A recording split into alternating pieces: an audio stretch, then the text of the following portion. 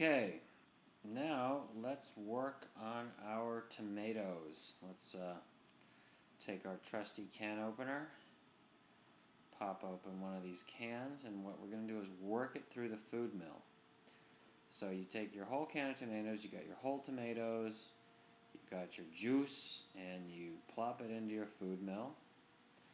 And the goal is to separate the seeds and the kind of stringy, tough parts of tomato from the kind of the soft flesh and the juice of tomato.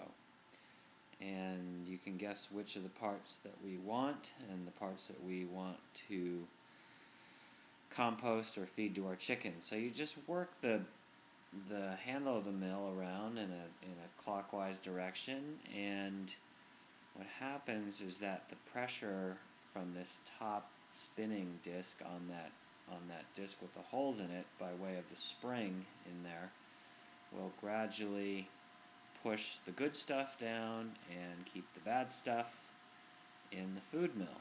There you go. See, that's all the junk that would normally end up in your sauce, and tomatoes add a lot of bitterness to the sauce, and a lot of sourness to the sauce, and then the stringy parts of the tomato is just sort of this, goofy texture that you don't want in your sauce. And then what we're left with is really the best part of the tomato. It's the sweeter, softer, smoother part. And so we've got mission accomplished with can number 1. So now all we have to do is do that 7 times. We're going to plop out the tomato.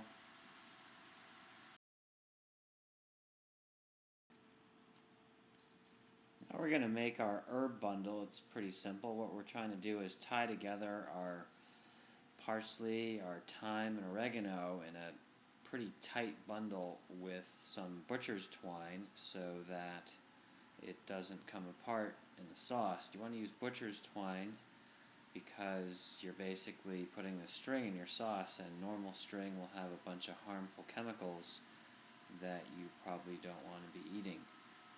You can find this in your basic fancy cooking store as well.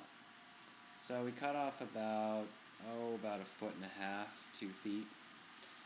And what you want to do is wrap this several times around your herb bundle, because 1, you want it to be tight, and 2 is you kind of want to have it wrapped around a bunch of your herb to just try to keep the whole thing together. Because as it cooks in the sauce for a couple hours, it really wants to come apart, and you'll end up having to fish all these wonderful pieces of floppy herbs out of your sauce. So there's our herb